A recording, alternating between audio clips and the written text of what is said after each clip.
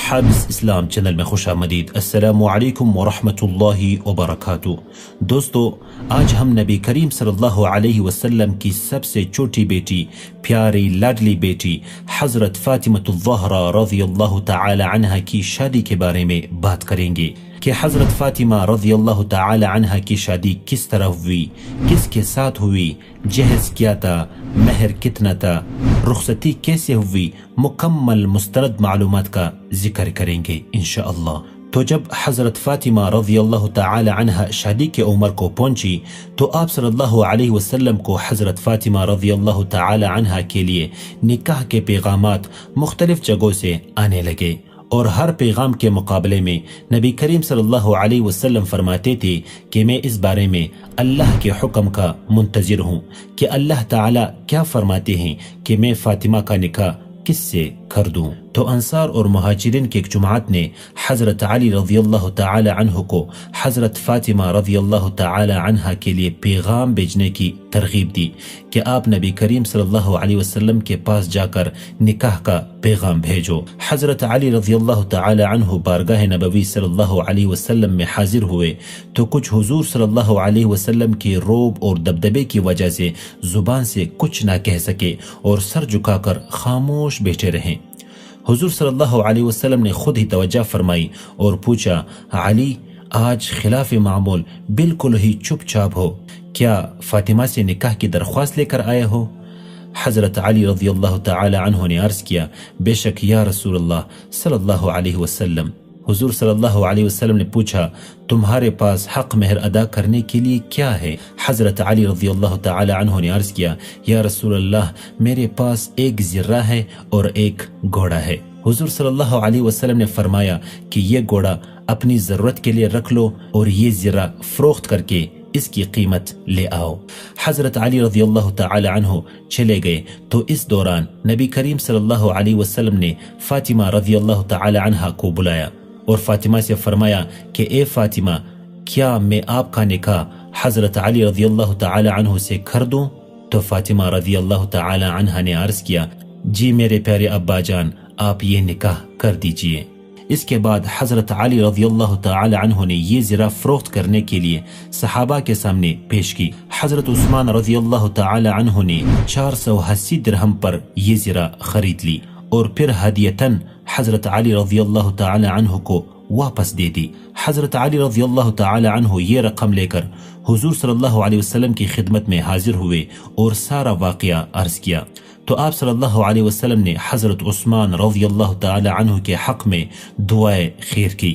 حضرت علی رضی اللہ تعالی عنہ نے زرہ کی قیمت فروخت حضور صلی اللہ علیہ وسلم کی خدمت میں پیش کی تو آپ صلی اللہ علیہ وسلم نے فرمایا کہ اس سے شادی کا ضروری سامان خرید لاؤ۔ پھر حضور صلی اللہ علیہ وسلم نے حضرت انس بن مالک رضی اللہ تعالی عنہ کو حکم دیا کہ جاؤ حضرت ابو بکر، عمر، طلحہ، زبیر، عبد الرحمن بن عوف رضی اللہ عنہم اجمعین اور دیگر مہاجرین و انصار کو مسجد نبوی میں بلا لاؤ۔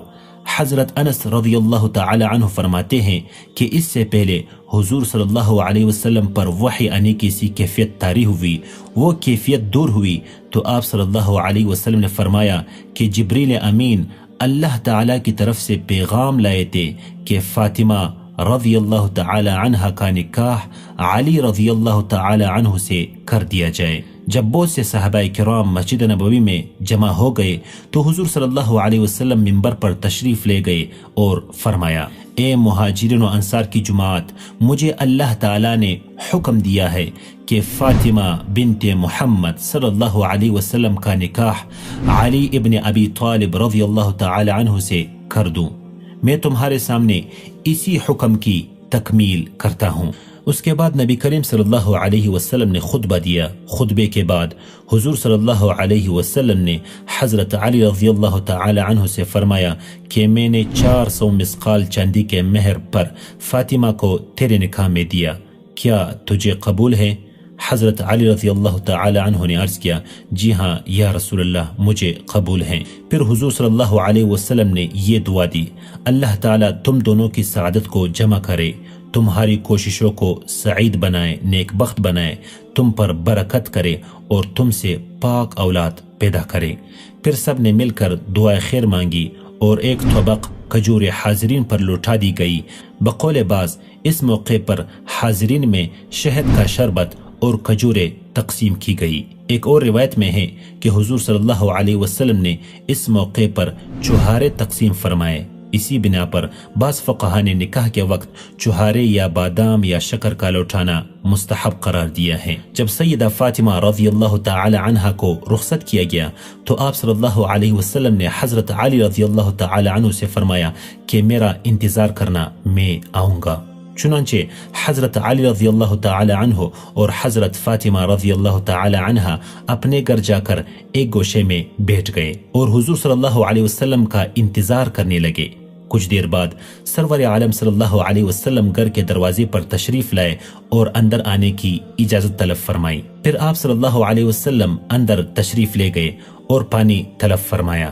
ایک لکڑی کے پیالے یا کسی اور برتن میں پانی پیش کیا گیا۔ آپ صلی اللہ علیہ وسلم نے اس میں سے کچھ پیا اور اپنا دست مبارک اس میں ڈال کر اس پر قل هو اللہ، قل اعوذ برب الفلق اور قل اعوذ برب الناس پڑھ کر حضرت علی رضی اللہ تعالی عنہ کو سامنے بلایا اور ان کے دونوں شانوں، بازوؤں اور سینہ پر وہ پانی چھڑک دیا۔ پھر حضرت فاطمہ رضی اللہ تعالی عنہ کو بلایا، وہ شرماتی ہوئی سامنے آئی تو ان پر بھی وہ پانی چھڑک دیا، اور پھر نبی کریم صلی اللہ علیہ وسلم نے فرمایا کہ دونوں یہ پانی پیو۔ اس کے بعد دونوں نے وہ پانی پیا۔ پھر نبی کریم صلی اللہ علیہ وسلم نے فاطمہ سے فرمایا کہ اے فاطمہ، خاندان میں مجھے جو سب سے زیادہ محبوب تھا اس کے ساتھ میں نے تمہاری شادی کر دی، میں نے تمہاری شادی میں کوئی کمی نہیں چھوڑی۔ اس کے بعد جب حضور صلی اللہ علیہ وسلم نے حضرت علی رضی اللہ تعالی عنہ کی شادی کر دی تو ان سے فرمایا اے علی، دلہن کے گھر آنے پر ولیمے کا ہونا ضروری ہے۔ تو حضرت سعد رضی اللہ تعالی عنہ نے کہا میرے پاس ایک مینڈا ہے، میں وہ دے دیتا ہوں، اور انصار نے حضرت علی رضی اللہ تعالی عنہ کے لیے چند سا مکئی جمع کی۔ اس کے بعد یہ کھانا پکایا گیا اور سب لوگوں میں وہ کھانا تقسیم کر دیا گیا۔ حضرت فاطمہ رضی اللہ تعالی عنہ کا حق مہر کتنا تھا؟ حضرت فاطمہ رضی اللہ تعالی عنہ کا حق مہر، جسے مہر فاطمی بھی کہتے ہیں، وہ 500 درہم تھا، جو کہ آج کل کے حساب سے 131 تولے چاندی بنتا ہے۔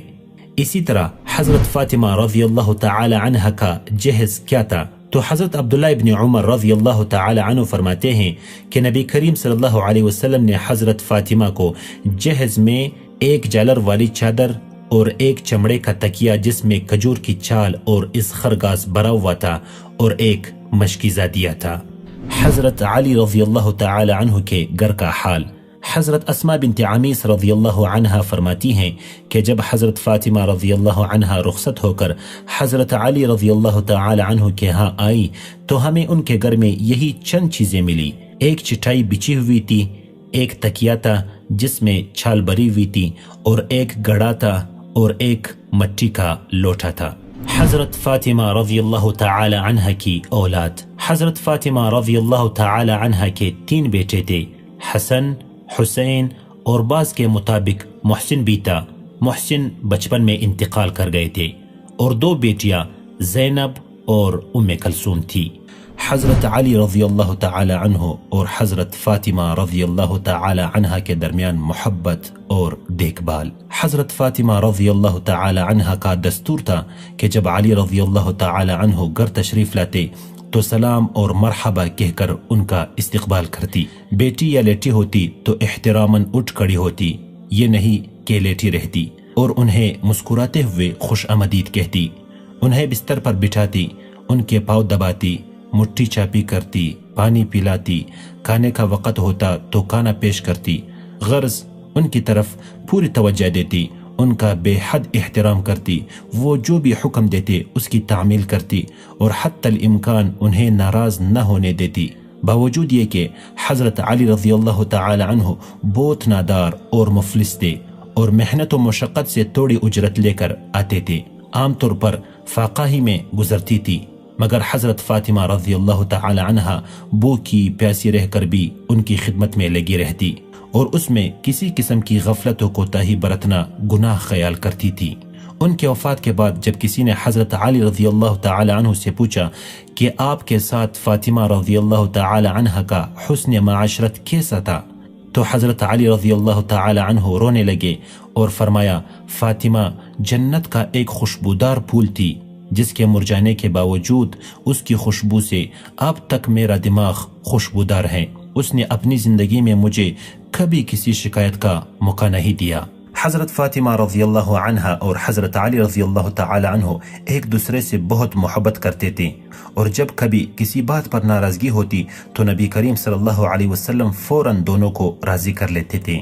تو دوستو، آپ میں سے جو میاں بیوی یہ چاہتے ہیں کہ ہم ہمیشہ خوش رہیں، تو جب شوہر خفا ہو تو بیوی منا لے، اور جب بیوی خفا ہو تو شوہر اسے منا لے۔ یہ ایک ایسا رشتہ ہے جو دونوں کے بغیر نہیں چل سکتا۔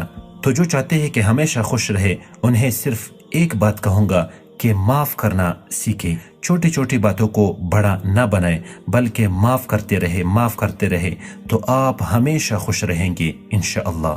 اللہ پاک سے دعا ہے کہ اللہ پاک آپ میں سے جن کی شادی ہوئی ہے ان کے درمیان ایسی ہی محبت ڈال دیں، اور جن کی شادی ابھی تک نہیں ہوئی ہے اللہ پاک ان کی شادی جلد سے جلد فرمائے، اور اسی طرح محبت ان کی دلوں میں ڈال دے۔ آمین یا رب العالمین۔